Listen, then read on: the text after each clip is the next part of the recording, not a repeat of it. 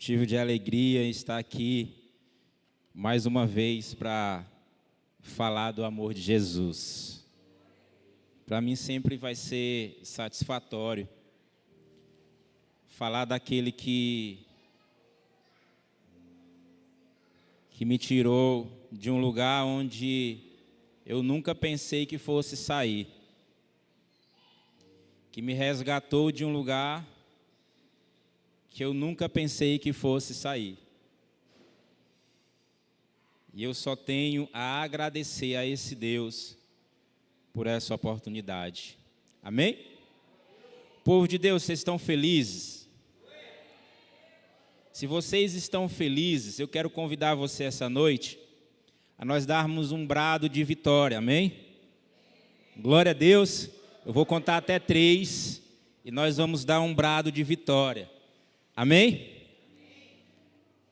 Até o inferno vai estremecer agora, eu creio em nome de Jesus. Amém? 1, 2, 3. Louvado seja o nome do Senhor Jesus.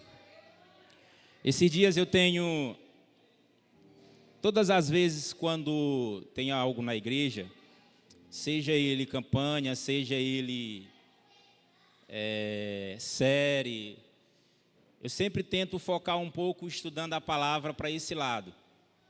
Quando é campanha, eu estudo para o lado da campanha. Quando é série, eu estudo para o lado da série. Sempre achando que um dia a gente pode ser surpreendido. E quando a gente é surpreendido, de fato nós precisamos estar preparados. E essa palavra, que para mim foi o marco, que é profetizando 2026, foi algo que Deus falou comigo de uma forma tão profunda. Eu confesso para vocês que eu nunca tinha estudado tanto como eu estudei essa palavra. Eu nunca tinha ouvido tanto a Deus como eu ouvi essa palavra. Eu nunca tinha vivenciado tanto como eu vivenciei durante esse tempo estudando essa palavra. E todos os lugares que eu andava ou conversava com alguém, eu pedia: Senhor, confirme essa palavra no coração de alguém. E várias vezes foi orado sobre isso aqui, várias vezes foi cantado sobre isso aqui. Eu disse: então é do Senhor essa palavra para hoje. E eu confesso para vocês que a felicidade no meu coração é tão imensa, porque Deus já falou comigo sobre essa palavra. Amém? Então, para a gente iniciar, eu confesso aos irmãos que nós chegamos em um ponto alto do ano. Mas por que, Fábio, que nós chegamos a um ponto alto do ano? Vou explicar para vocês. Quando os pastores ouviram Deus e tiveram o discernimento que profetizando 2026 seria algo tão grande, eu entendi que nós precisamos de algo para o próximo ano. E para mim o ponto mais alto tem 2 motivos. O primeiro motivo é porque é sinal de que a gente chegou até aqui. Se nós estamos profetizando 2026, isso é sinal de que nós conseguimos chegar até aqui. Isso é sinal de que nós conseguimos vencer. E Deus seja louvado por isso. E aqui nós estamos hoje na presença do Senhor, firme no Senhor, e sendo adorado e adorando ao Senhor. O segundo ponto que eu quero falar é porque é uma grande oportunidade, única, que nós temos em Deus, e para a gente começar algo para o próximo ano diferente. Irmãos, se nós formos parar um pouco para pensar, Nós estamos falando de profetizando 2026. E é impossível nós chegarmos aqui essa noite e dizermos profetizamos, se não falarmos de algo que é tão simples, mas que nós precisamos todos os dias estarmos colocando em prática, que é a nossa fé. Mas eu quero essa noite unir as nossas palavras, as nossas atitudes e as nossas fé nessa noite, para que o nome do Senhor seja glorificado e essa atmosfera de milagre, o Senhor derrame sobre nós aquilo que nós vemos pedindo todas essas quarta-feiras, em nome de Jesus. Eu quero motivar você essa noite a sair daqui nesse lugar acreditado e acreditando naquilo que você professa com as suas palavras e com a fé. Lá em em Provérbios 18, 21 diz: o sábio vai dizer que a morte e a vida estão no poder da língua, e quem sabe usar bem, ele diz, come do seu próprio fruto. Em 2 Coríntios capítulo 4, versículo 13 diz, está escrito, crie, por isso falei, com esse mesmo espírito de fé, nós também cremos e por isso falamos, porque sabemos que aquele que ressuscitou ao Senhor Jesus dentre os mortos, também nos ressuscitará essa noite, em nome de Jesus. Tudo isso é para o bem de vocês, para que a graça que está alcançando em número de cada maior, as pessoas façam transbordar as ações de graça de Deus. Aleluia! Glória a Deus! Você crê essa noite que o seu milagre vai chegar? Diga glória a Deus! Eu creio. Eu creio. Eu creio sim. Sabe o que isso quer dizer, irmãos? Que os teus sonhos serão ressuscitados. Que a tua família será alcançada. Que aquela causa que você colocou na justiça, que ainda não recebeu, vai ser alcançada em nome de Jesus. Aquele pedido que você tem colocado dentro daquele pote, acreditando, vai acontecer em nome de Jesus, porque profetizando 2026 é algo de bênção para nós, irmãos. Vai chegar, aleluia.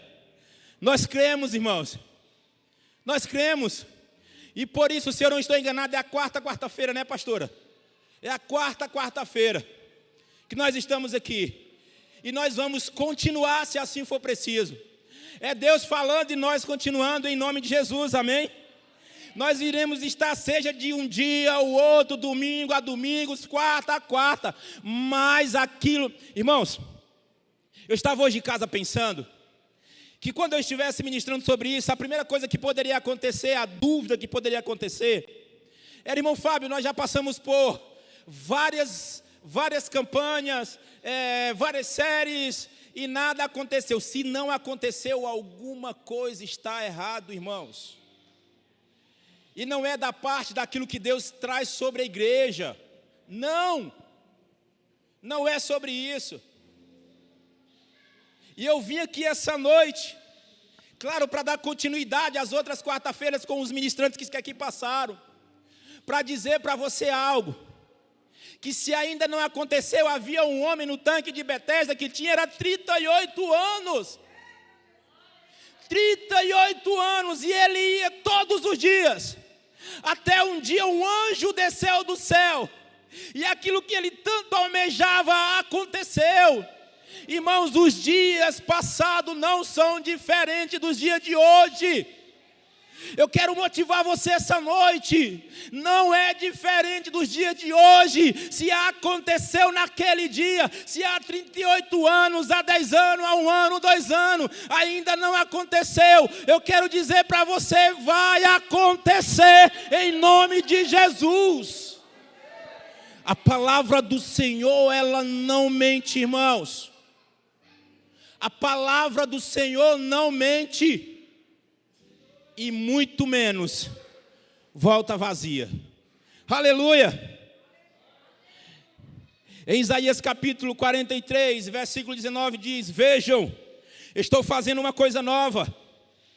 Ela já está surgindo, vocês não reconhecem. Até no deserto vou abrir um caminho e riacho no ermo. Sabe o que quer dizer? Sabe o que a palavra quer dizer aqui, irmãos? Que aonde estiver uma porta fechada, Deus vai abrir. Aonde estiver um caminho fechado, Deus vai abrir em nome de Jesus. Aleluia! É por isso que nós estamos aqui, irmãos. É para buscarmos força, é para buscarmos combustível, é para nos alinharmos durante essas 7 semanas, buscando o Senhor, clamando o nome dEle. E eu confesso a dizer para você, Ele não precisa fazer nada disso, porque Deus é soberano, irmãos.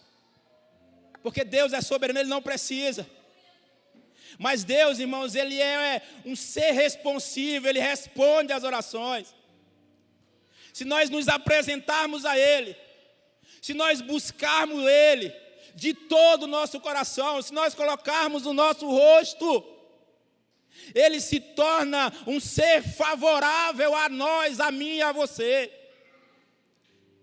Ele se torna um ser favorável, irmãos. Por quê? Porque o Senhor Jesus nos ama.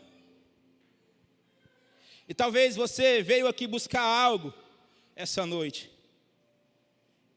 E eu falei para o Senhor, eu vou ministrar a Tua palavra, Senhor. Aquilo que o Senhor quiser fazer na Tua igreja, faça, em nome de Jesus. Eu quero convidar você a abrir a sua Bíblia. No livro de Ezequiel, capítulo 1, versículo 11. É uma passagem bem conhecida, mas foi o que Deus falou ao meu coração nesse tempo. Aleluia! Louvado seja o nome do Senhor Jesus.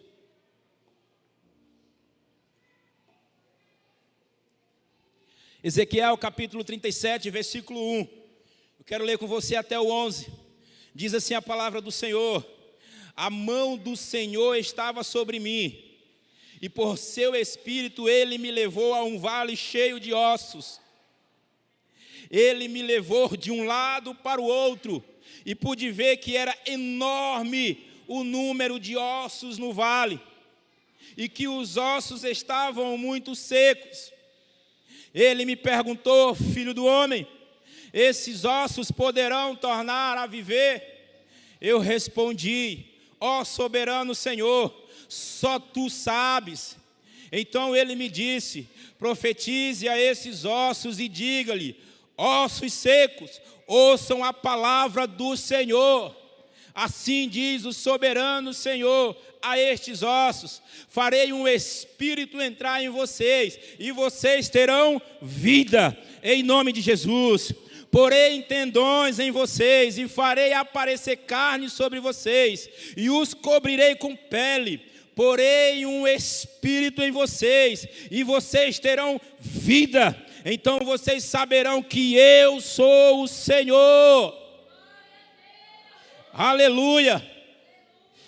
Eu profetizei conforme a ordem recebida. E enquanto profetizava, houve um barulho, um som de chocalho, e aí os ossos se juntaram, osso com osso. Olhei e os ossos foram cobertos de tendões e de carne, e depois de pele, mas não havia espírito neles. A seguir ele me disse: profetize ao espírito, profetize, filho do homem, e diga: assim diz o soberano Senhor. Aleluia, venha desde os 4 ventos, ó Espírito, e sopra dentro desses mortos para que vivam.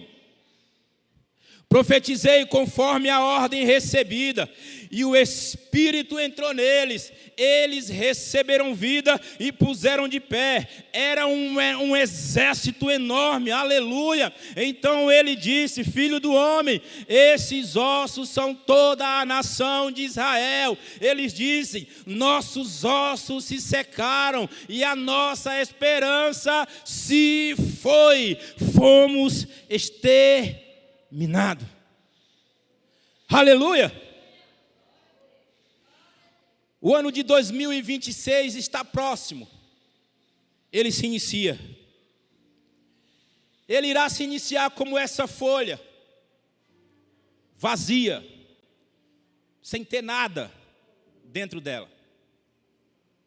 Mas o ano de 2026, ele pode ser um ano totalmente diferente. Vai depender muito daquilo que você vai determinar sobre a sua vida. Porque a palavra de Deus fala que Ezequiel ouviu e determinou.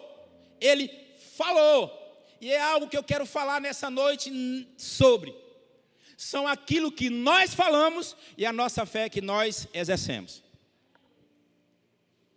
Sabe, as coisas desse mundo, elas são muito incertas, irmãos. E nós louvamos a Deus, porque ainda há um grupo de guerreiros que ainda busca ao Senhor, que ainda chama a presença do Senhor, e isso é louvável. Isso é gratificante. Mas a palavra de Deus que fala aqui em Ezequiel, todos nós sabemos que fala sobre Ezequiel. Que fala sobre os ossos secos, o vale de ossos secos. Mas antes de entrar, eu quero que você entenda algo aqui, para você entender por que Deus usou Ezequiel. Aos tempos antigos, na Babilônia, era algo muito... havia uma briga muito grande. Isso na época lá dos antigos. E no antigo Israel, houveram 2 reinos. O primeiro reino, o reino do norte, que era classificado como Israel, e o reino do sul, que era o reino de Judá. Mas eu não quero falar aqui agora sobre o reino do norte, eu quero falar aqui sobre o reino de Judá. Quando a Babilônia tomou, ou se tornou a maior potência do Oriente Médio, o que aconteceu? Ela se rebelou contra o reino de Judá. E aí, o que acontece? Quando ela se rebela ao reino de Judá, que na época quem governava era Nabucodonosor, não é o primeiro, é o segundo. Porque o primeiro fala sobre, quem conhece o livro de Daniel sabe, lá na parte de Daniel.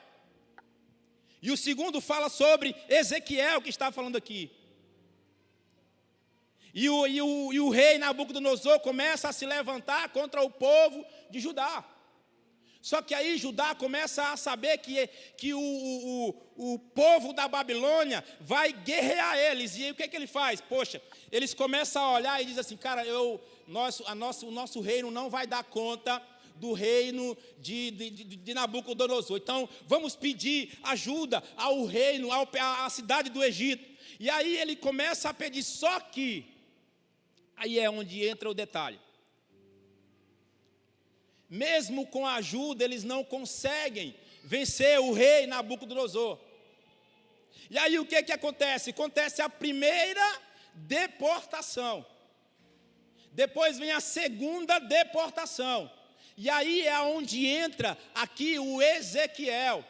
Porque quando eles são deportados para a Babilônia, vocês sabem a história de Daniel foi, enfim. Mas nós estamos falando de Ezequiel. Ezequiel vai também. E aí o povo começa na Babilônia a ser cativos. Mas quem está no meio do povo? Ezequiel. Mas aí não para por aí. E aí é onde começa. Aí é onde começa o povo de Israel a sofrer. Por quê? Porque estão cativos naquele lugar. Estão sendo humilhados naquele lugar. Irmãos, Eu estava meditando nessa palavra, e quando eu estudava sobre esse contexto, o povo sendo humilhado, né, eu pensei, Senhor, essa palavra que o Senhor colocou no meu coração, ela me confronta de uma forma tão grande, que às vezes nós estamos igual o povo de Israel. Às vezes nós estamos igualzinho, porque a palavra de Deus fala que o povo de Israel se sentia derrotado, exilado, sem esperança, sentindo-se abandonado e espiritualmente morto. A palavra de Deus lá em Ezequiel 37, onde diz que eles disseram: nossos ossos se secaram e pereceu a nossa esperança. Ou seja, o povo de Israel estava na Babilônia sem nenhuma expectativa do que poderia acontecer. Só que o rei da Babilônia, ele esqueceu de algo, irmãos.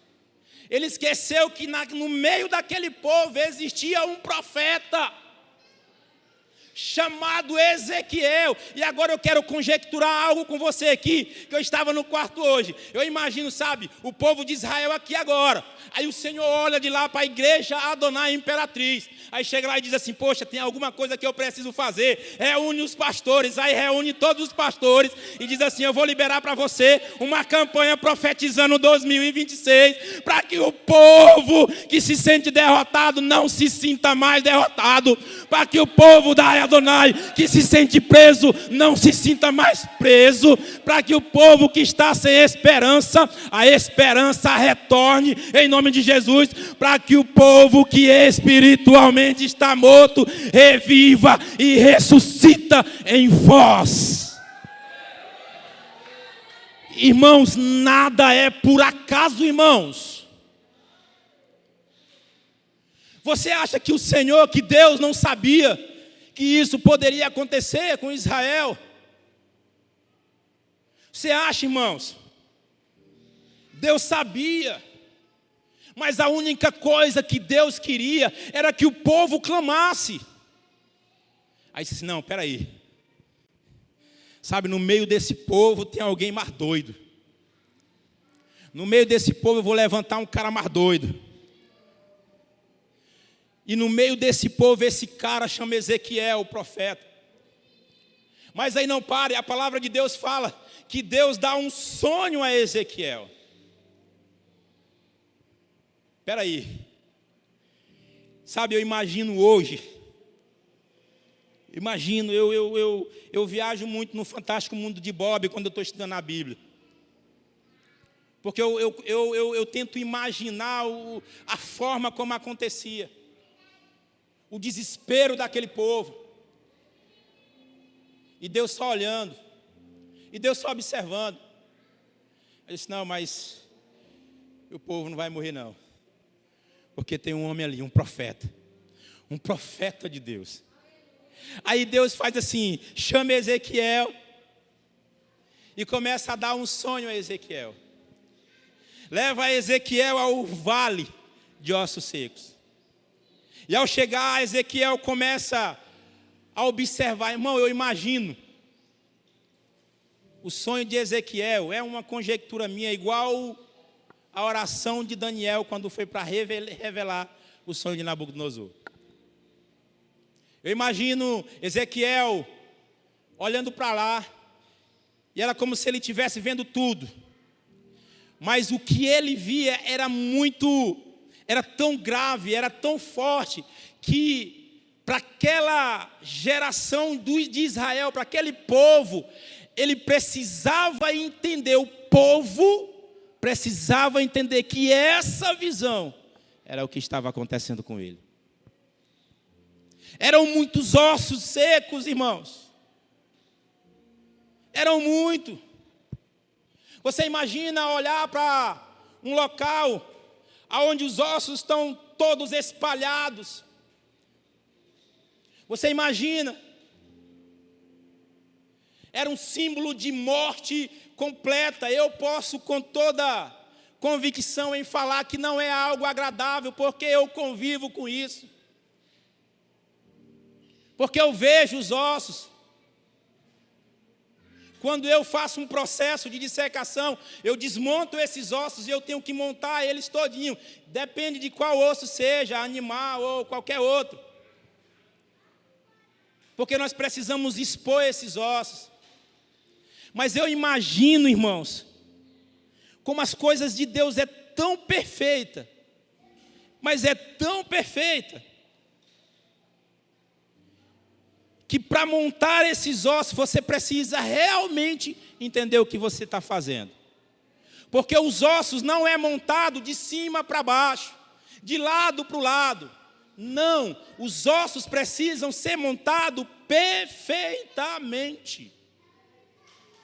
E a Bíblia fala que Ezequiel, quando ele olha, ele vê a montagem desses ossos, porque a palavra de Deus diz que foi dado tendões, foi dado carne e foi dado pele.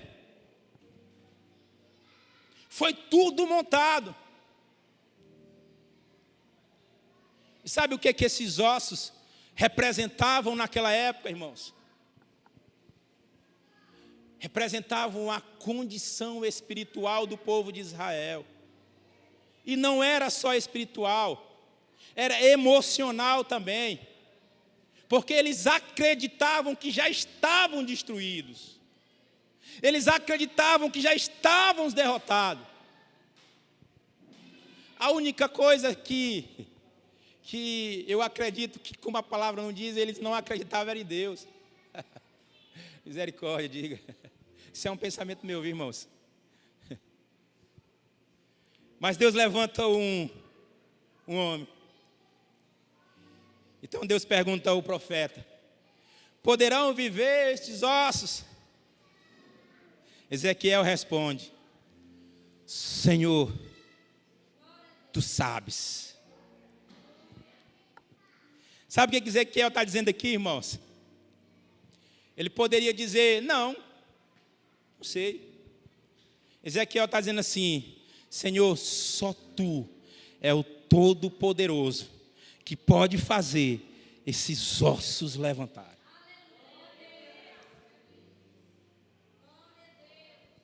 Irmãos, se você veio aqui nessa noite e compreende e entende quem é Deus na sua vida, e compreende e entende aquilo que Deus pode fazer, você pode ter certeza que aquilo que você não acreditava, você vai passar a acreditar. A sua fé, se não era testada, ela vai começar a ser testada. Quando eu trouxe essa folha, eu lembrei de algo que eu tinha feito com o Senhor quando eu casei.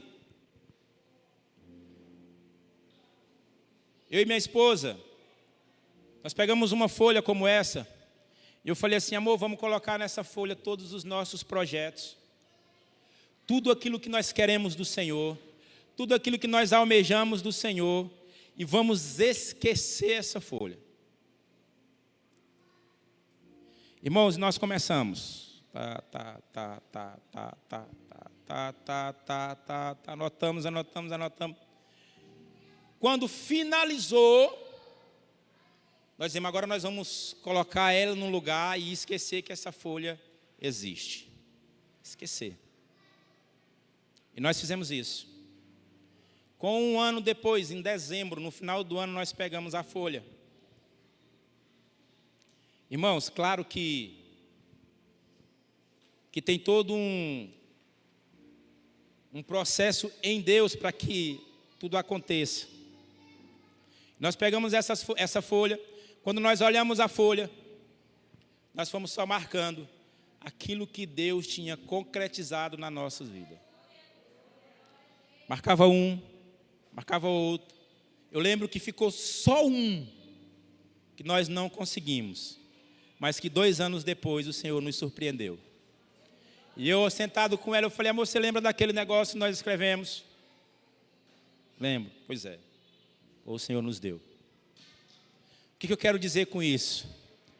Às vezes nós pedimos algo para o Senhor, e quando o Senhor não nos responde, nós abrimos mão dele. Às vezes nós pedimos algo ao Senhor e as coisas estão demorando. Aí a gente, pois, rapaz, a gente começa já logo a crucificar Jesus. A gente começa a dizer, rapaz, esse negócio, meu irmão, e o diabo ele quer só uma pontinha para começar a colocar na nossa mente a dúvida de que Deus não é capaz de fazer as coisas. Porque a nossa mente, ela trabalha de acordo com aquilo que nós pedimos, mas o nosso coração começa a gerar ansiedade por aquilo que nós pedimos. Sabe o que eu aprendi? Que eu não preciso ficar lembrando o Senhor daquilo que Ele já prometeu para mim. Eu não preciso dizer para o Senhor que eu preciso, um exemplo, eu preciso de um carro, o Senhor já sabe do meu coração. Eu não preciso dizer para o Senhor que eu preciso de uma casa, Ele já sabe do meu coração. Eu não preciso, eu já falei, eu já expressei, agora eu não preciso ficar lembrando o Senhor daquilo que eu peço a Ele. O Senhor não é surdo e nem mudo.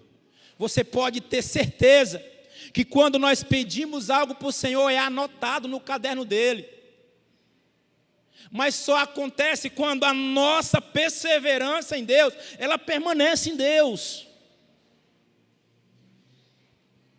E acontece, irmãos. E acontece. E foi assim que aconteceu lá nos ossos. Foi assim. Deus diz, declare sobre esses ossos, declare, fale, eu quero dizer para você, declare sobre a sua causa, afirme. Uma coisa, irmãos, quando você pedir algo para o Senhor, e eu creio que a sua folhinha, ela vai estar cheia para 2026, quando você pedir algo para o Senhor, a Bíblia fala algo muito interessante, fazei prova de mim. A palavra de Deus fala isso. Você já fez prova do Senhor? Já fez prova do Senhor? Sabe como foi que uma vez eu fiz prova do Senhor? Com o meu dízimo. Estou só fugindo um pouquinho aqui para que você entenda algo. Com o meu dízimo. Eu era um cara que eu não era dizimista.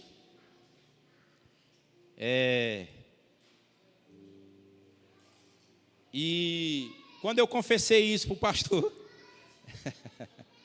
confessei isso para o nosso pastor, no nosso discipulado com ele, confessei tudo, não, pastor e tal e tal. E os pastores disseram assim, olha, não foram os pastores daqui, viu, irmão? Foram outros pastores onde a gente congregou no passado. E o pastor disse assim, olha, faça a prova do Senhor. E aí, eu fiquei, rapaz, será se isso acontece? Deixa eu explicar para você por que eu não era dizimista. Eu e minha esposa, eu tenho 2 empregos. Eu não sou o Jules, mas tenho 2 empregos. E minha esposa tem um emprego, outro emprego. Então, assim, financeiramente, a gente não ganha tão mal. Mas quando a gente juntava o nosso salário, tanto o meu quanto o dela, que a gente tirava o dízimo, a gente achava muito. A gente achava muito. E o coração da gente fechava. Porque a primeira coisa que a gente pensava era o quê? Esse tanto de dinheiro.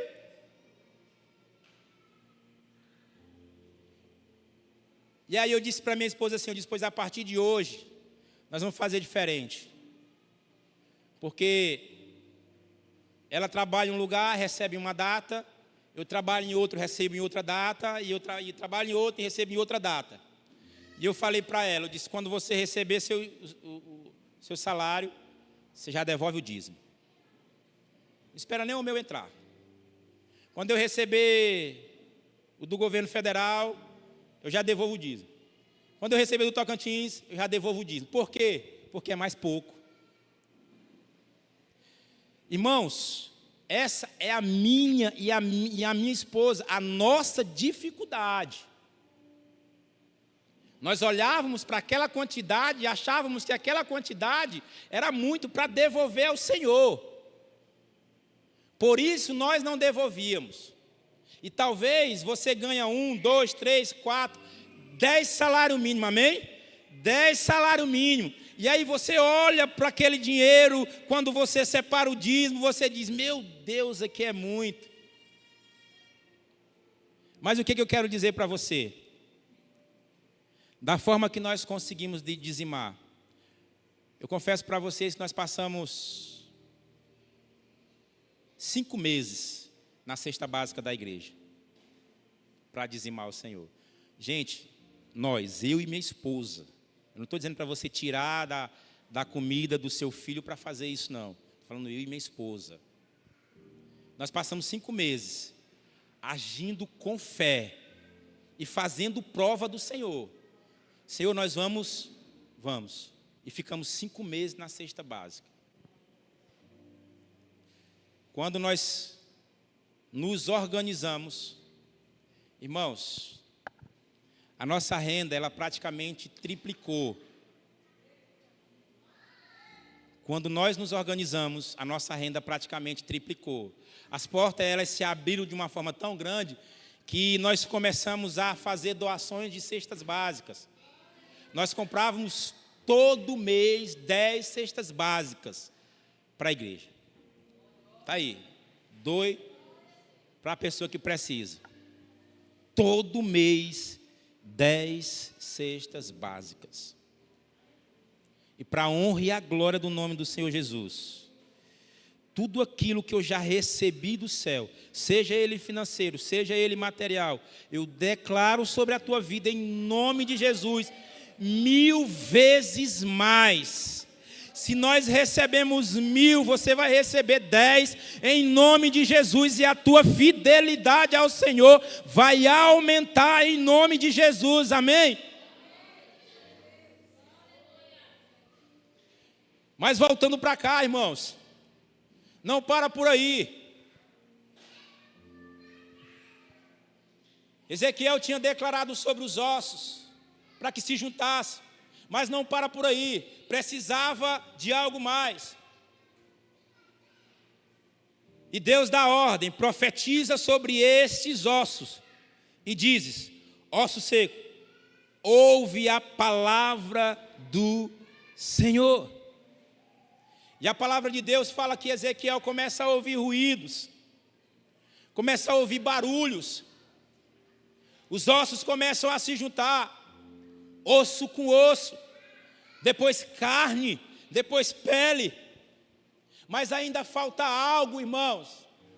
Depois que tudo isso está junto, falta algo ainda. Falta o sopro do Espírito Santo de Deus.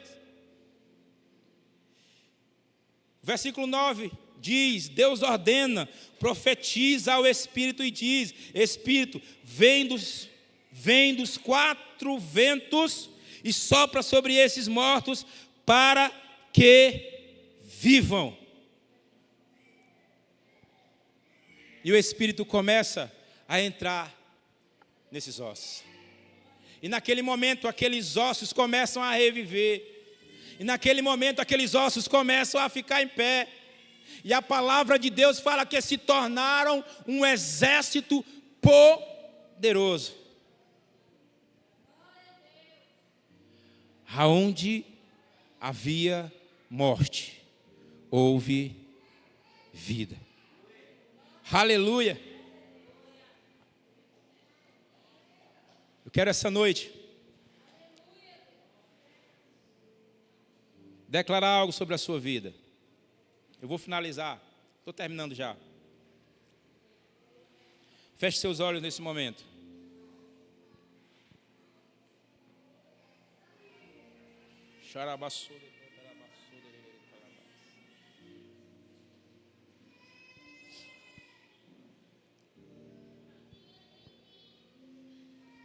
Senhor Jesus, aquilo que o Senhor falou ao meu coração nessa tarde,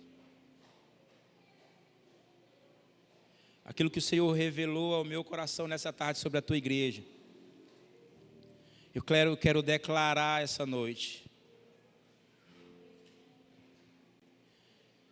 Se há sepulturas fechadas, o Senhor abre agora em nome de Jesus. Aonde não há o Espírito do Senhor, sopra nessa noite em nome de Jesus. Sopra o Espírito do Senhor nessa noite.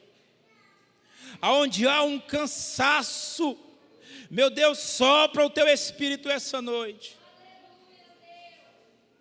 Se alguém falou em desistir, sopra o teu Espírito essa noite.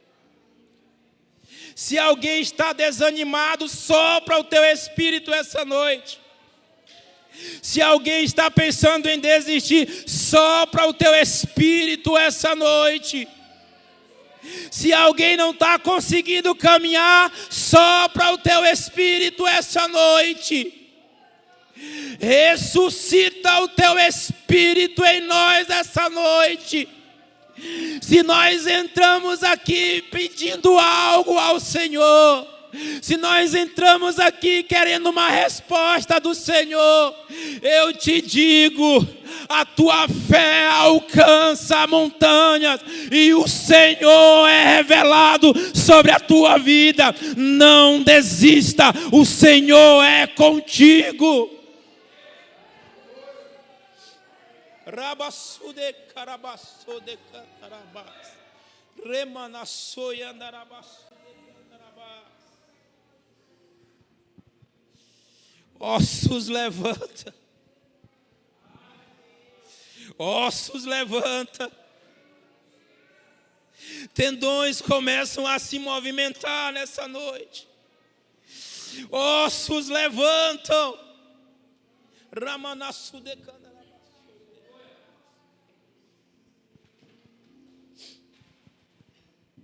Xarabassou de cantarabás.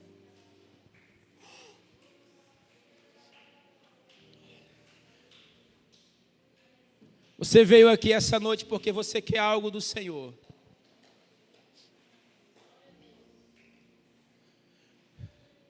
Você veio aqui essa noite porque você quer algo do Senhor.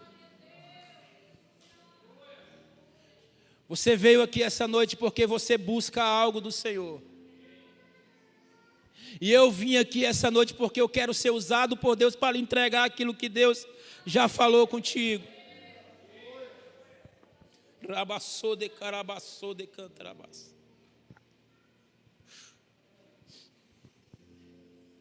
Meu Deus. Ramanassou de cantarabás.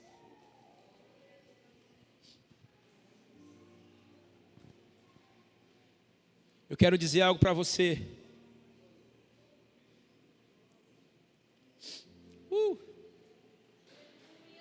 O que essa palavra nos ensina? Essa palavra nos ensina que Deus transforma impossibilidade em possibilidades. Essa palavra nos ensina que a palavra cria estrutura, mas o Espírito dá vida. Essa palavra nos ensina que há esperança para a área seca da sua vida. Essa palavra nos ensina que a restauração de Deus começa com uma palavra profética. Eu quero convidar você essa noite a declarar ao céu aquilo que você quer receber daquele que é digno de todo louvor e toda adoração. A mulher do fluxo de sangue não tinha expectativa em nada, mas ela tocou em Jesus. Ela tocou em Jesus. E eu quero convidar você essa noite a se colocar de pé. Eu quero convidar você essa noite a se colocar de pé nesse lugar.